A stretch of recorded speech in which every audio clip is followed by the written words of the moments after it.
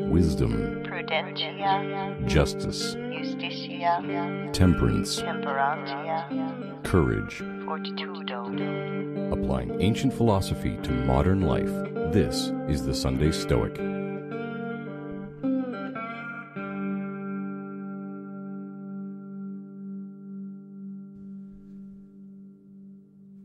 Welcome to the Sunday Stoic Podcast. Thanks for joining me this week. Before we get started, thank you to Dan for joining as a patron. You can support the show by going to Patreon, www.patreon.com/SundayStoic. This week we're going to continue our study of the Apology by Plato, Socrates' defense at his trial. There's a lot to learn from Socrates and his defense. A lot of virtues that the Stoics picked up on and referenced many, many times in their own writings. A paraphrase of the Apology by Plato. In service to God, I go around looking for anyone who I think is wise, and after questioning them, I discover that they are not. I show them that they are not wise. This occupation has taken all of my free time. I do not have time for leisure or public affairs. I live in poverty because of my service to God.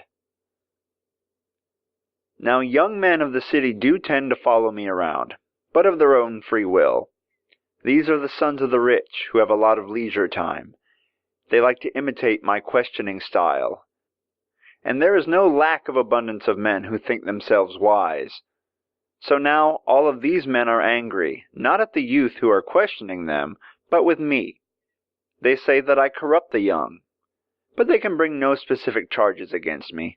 They make vague claims that I do not believe in the gods, or I make the weaker argument the stronger. But in fact, they are mad at me because they have been exposed as knowing nothing. And from this lot, Meletus and Anytus and Lycion attack me on behalf of the poets, the craftsmen, the politicians, and the orators. That is the truth, gentlemen. I don't expect my little speech to have overpowered the slander that you've heard about me over the years, but it is the truth. Some might think that I should be ashamed for spending my life in pursuit of things that now cause me to be in the danger of death. I say that you are wrong if you think that a good man would even take into account the risk of death. The good man will only look to his own actions, and whether they are right or wrong. Men of Athens, wherever a man has taken a stand or has been placed there by his commander, there is where he must remain and face danger without fear of death or anything else rather than face disgrace. To fear death is to think oneself wise when one is not, to think that one knows when one does not. Who knows? Death may be one of the greatest blessings, yet men fear it as if it were the greatest evil. If I am wiser than all men, it is only in this: I have no adequate knowledge of things in the underworld, so I do not fear it. But I do know that it is shameful and wrong to disobey one's superior, God or man. I shall never avoid or fear things that I do not know. And even if you promise to acquit me, if only I gave up the pursuit of philosophy, I would tell you that as long as I draw breath, I will practice philosophy. I will still greet you on the street by saying, "Dear sir, you are a citizen of the greatest country in the world. Are you not ashamed of your eagerness to possess wealth and power, but you care nothing for wisdom or truth or the best possible state of your soul?"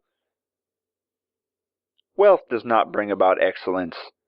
Excellence brings about wealth. And if this advice corrupts the young, so be it. But if anyone claims I give advice other than this, they are lying. If you kill the sort of man that I say that I am, you will be harming yourselves far more than you harm me. Neither Meletus or Anytus can harm me in any way. They are harming themselves by trying to execute a man unjustly. I am like a gadfly that keeps you from falling asleep. I rouse each and every one of you. If you kill me, then you will be able to go back to sleep. But I warn you, you won't find another like me very easily. A reading from the Discourses of Epictetus, Book 4, Chapter 1. And what difference did that make to him? For he intended to preserve something else, not his poor flesh, but his fidelity, his honorable character. These are the things which could not be assailed, nor brought into subjection. Then when he was obliged to speak in defense of his life, did he behave like a man who had children, who had a wife? No, but he behaved like a man who has neither. And what did he do when he was ordered to drink the poison? And when he had the power of escaping from prison, and when Crito said to him, "Escape for the sake of your children," what did Socrates say? Did he consider the power of escape as an unexpected gain? For he did not choose, he said, to save his poor body, but to save that which is increased and saved by doing what is just, and is impaired and destroyed by doing what is unjust. Socrates will not save his life by a base act. He who would not put the Athenians to the vote when they clamored that he should do so, he who refused to obey the tyrants, he who discoursed in such a manner about virtue and right behavior. It is not possible to save such a man's life by base acts, but he is saved by dying, not by running away. For the good actor also preserves his character by stopping when he ought to stop, better than when he goes on acting beyond the proper time. What then shall the children of Socrates do? If, said Socrates, I had gone off to Thessaly, would you have taken care of them?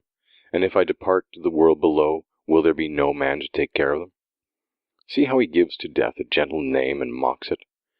But if you and I had been in his place, we should have immediately answered as philosophers that those who act unjustly must be repaid in the same way, and we should have added, I shall be useful to many if my life is saved, and if I die, I shall be useful to no man. For if it had been necessary, we should have made our escape by slipping through a small hole. And how in that case should we have been useful to any man? For where would they have been then staying? Or, if we were useful to men while we were alive, should we not have been much more useful to them by dying when we ought to die, and as we ought? And now Socrates being dead, no less useful to men, and even more useful, is the remembrance of that which he did or said when he was alive. You can hear a lot of stoicism in the Apology. The Stoics were big fans of this piece of writing. I recommend you read it. It's not that long, and it's pretty powerful. In today's reading, I really like the idea of Socrates comparing himself to a gadfly. I assume everyone's had this experience where you're in bed trying to sleep and there's a fly in the bedroom. And it keeps landing on your nose, it buzzes around your ear, and you swat at it, you can't catch it, and it prevents you from getting back to sleep. Socrates compares himself to that fly. The people of Athens are content in their ignorance, the pursuit of things that are not goods, things like wealth, power, etc., fame, all that stuff that people still pursue today, and they go through life unthinking. He considers that to be a form of sleep, just sleepwalking through life. He says, I am the gadfly of Athens. I keep you awake. Now that annoys you. You don't like it. But I might just wake a few of you up permanently. But unfortunately, what do most people do to the gadfly in the bedroom? They swat it until they kill it, right? And that's what they're doing to him in this trial. They've captured the gadfly, and now they want to put him to death. So he says he's not corrupting the youth. He's just telling them the way things are. And if the people can't handle that, then it's no great thing to him to die. Death is an unknown, but he does not fear the unknown. He fears evil. He fears being a coward or leaving his post. And he sees his post as the gadfly of Athens as being a post assigned to him by God. So if he quits doing philosophy, he's letting down his commander. And one thing he thinks is bad is not doing your duty, by disobeying orders, by leaving your post. And he refuses to do that. After this part of the Apology, he goes on to talk to the jury a little bit. He says that he has a family, he has 3 sons, but he's not going to kiss the butt of the jury like so many people do apparently at this time. They would flatter the jury and get on their knees and beg and often be acquitted for that. But he says he's not going to do that. And another line that I really like here, he says, people consider it a terrible thing to die and will basically, beg and do all kinds of other shameful things, almost as if they thought if the jury acquitted them, they would then be immortal. But the jury can't save you from death. They can just postpone death. And he doesn't see the point to acting shamefully in order to get an acquittal. And so then they convict him. They say, you're guilty. And at this time, they allow Socrates, the defendant to suggest his own punishment. And what does he suggest? He suggests to be fed at the Prytaneum. I probably mispronounce all these words, but this is where, honored war heroes and things will get free dinners for life, as far as I understand. So just assume he's saying, what could you do for me for life? You could give me,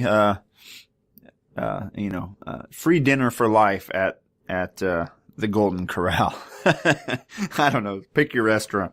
But he says, okay, I'm guilty of teaching the youth right from wrong, basically, the good from the evil. What should my sentence be? A hero's treatment for life.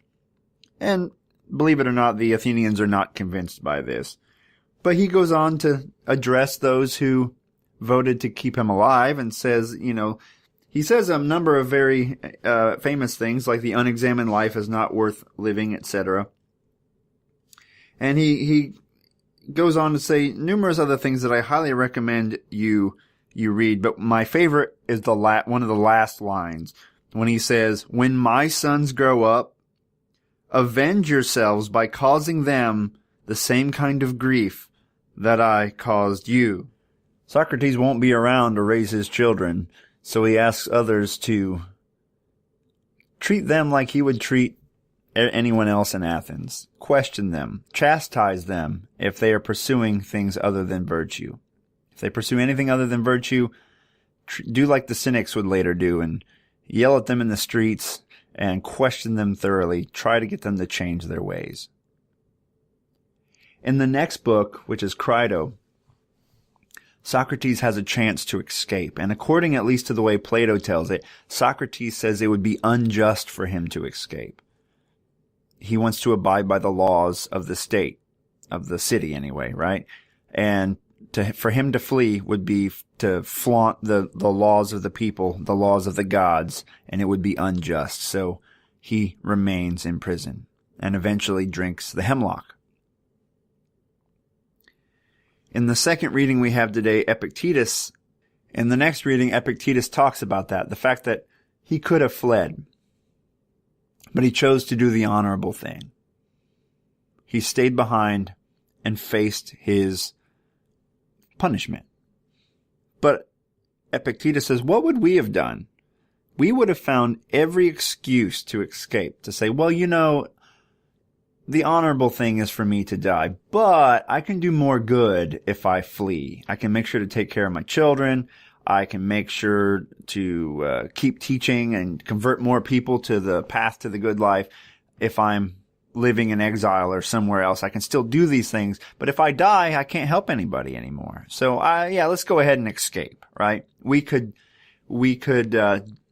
take reality and distort it and rationalize incorrect behavior. But instead, what Socrates does is he drinks the hemlock, continues to talk about philosophy, and dies, and lived up to everything he talked about. He walked the walk and talked the talk. He did both. And because of that, Epictetus says he has freed mankind from the fear of death, because if death was an evil, it would have appeared to be an evil to Socrates. Socrates was a wise man, and Socrates did not fear death. Therefore, it's foolish for us to fear death. Do we have the wisdom of Socrates, of the Stoics? And then do we have the courage of Socrates, and like later the Stoics professed? Can we live up to the wisdom that we are learning about? Can we be as just as possible and live a poor life, a temperate life, as we pursue wisdom? And are we willing to pay an ultimate sacrifice for living a good life? Only you can answer those questions. But it's time to start questioning yourself. It's time for me to question myself. Have a gadfly in your own head, one that won't let you be satisfied with the answers that you think are true. Keep questioning and refining your understanding of virtue. Carpe diem. Thank you for listening to The Sunday Stoic. If you enjoyed the show, please subscribe, rate, and review The Sunday Stoic on iTunes. Become a member of the Sunday Stoic team, earn rewards, and be an integral part of the show by becoming a patron at www.patreon.com/SundayStoic. Contact the show by emailing sundaystoic@gmail.com or by leaving a voicemail at 501-503-3132. To find out more, visit www.sundaystoicpodcast.com. And as Steve always says, Carpe Diem.